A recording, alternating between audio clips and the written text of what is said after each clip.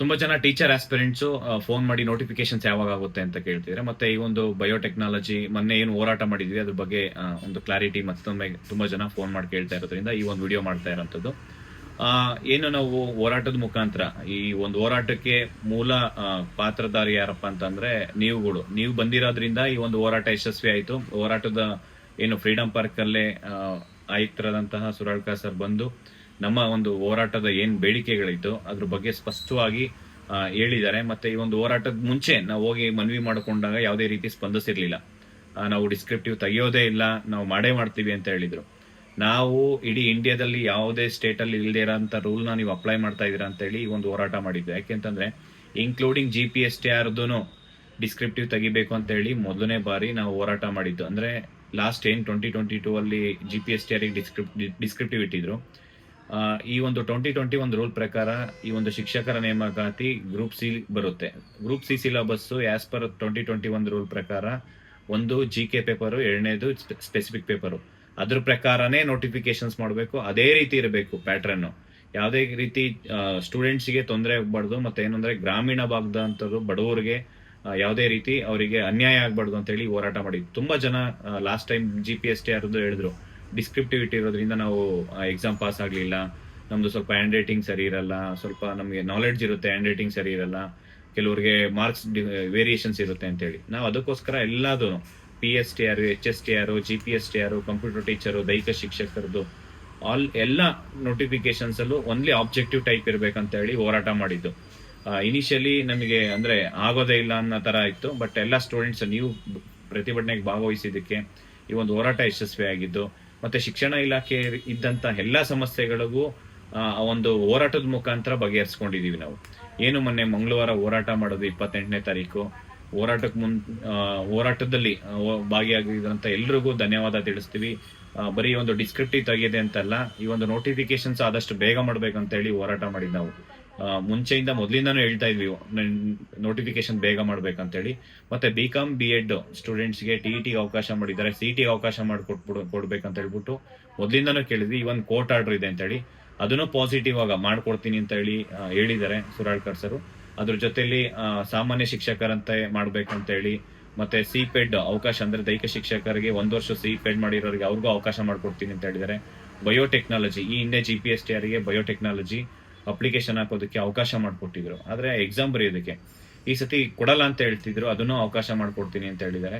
ನಮ್ಗೆ ಇನ್ನು ಯಾವೆಲ್ಲ ಸಮಸ್ಯೆ ಇದ್ದು ಶಿಕ್ಷಣ ಇಲಾಖೆಯಲ್ಲಿ ಎಲ್ಲದಕ್ಕೂ ಸ್ಪಂದಿಸಿ ಎಲ್ಲದಕ್ಕೂ ಅವಕಾಶ ಮಾಡ್ಕೊಡ್ತೀನಿ ಅಂತ ಹೇಳಿದ್ದಾರೆ. ಅದ್ರ ಜೊತೆಲಿ ನಮ್ಗೆ ಏನಪ್ಪಾ ಅಂತಂದ್ರೆ ಸಂಗೀತ teachers, Hindi teachers, maths teachers, Kannada teachers, Marathi teachers, number of ವೇಕೆಂದ್ರೆ ಚಿತ್ರಕಲೆ ಟೀಚರ್ಸು ಈ ಒಂದು ನೋಟಿಫಿಕೇಶನ್ಸ್ ಇಲ್ಲ. ಇದನ್ನ ನಾವು ನೋಟಿಫಿಕೇಶನ್ ಮಾಡಿಸ್ಲೇಬೇಕು ಅಂತ ಹೇಳ್ಬಿಟ್ಟು ಪ್ರಯತ್ನ ಮಾಡ್ತಾ ಇದೀವಿ. ಅದನ್ನ ಸರ್ಕಾರದ ಹಂತದಲ್ಲಿ ಚರ್ಚೆ ಮಾಡಿ ಮಾಡ್ತೀನಿ ಅಂತ ಹೇಳ್ತಿದ್ರೆ, ಮಾಡ್ಲಿಲ್ಲ ಅಂತಂದ್ರೆ ಯಾವುದೇ ಕಾರಣಕ್ಕೂ ಬಿಡಲ್ಲ, ಮತ್ತೊಮ್ಮೆ ನಾವು ಹೋರಾಟ ಮಾಡೋಣ. ಮತ್ತೆ ದೈಹಿಕ ಶಿಕ್ಷಕರ ನಂಬರ್ ಆಫ್ ವೇಕೆನ್ಸಿ ತುಂಬಾ ಕಡಿಮೆ ಇದೆ, ಅದನ್ನ ಜಾಸ್ತಿ ಮಾಡಿಸ್ಬೇಕಂತನೂ ಎಲ್ಲ ಪ್ರಯತ್ನ ಮಾಡ್ತಾ ಇದೀವಿ.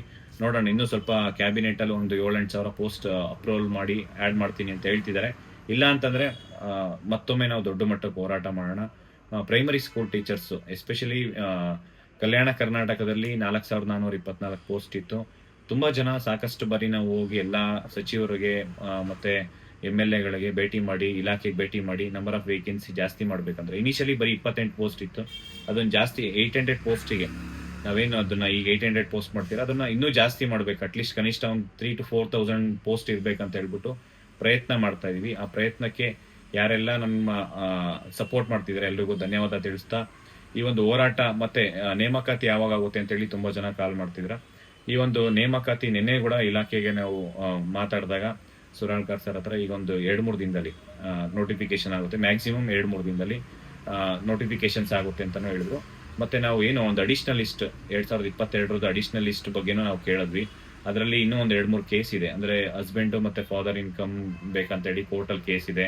ಮತ್ತೆ 371 ಜೆದು ಅದ್ರದ್ದು 2021 ರೂಲ್ ಅಲ್ಲಿ ಚೇಂಜಸ್ ಆಗಿರೋಂಥದ್ದು C&R ರೂಲು, ಅದ್ರದ್ದು ಕೇಸ್ ಇದೆ.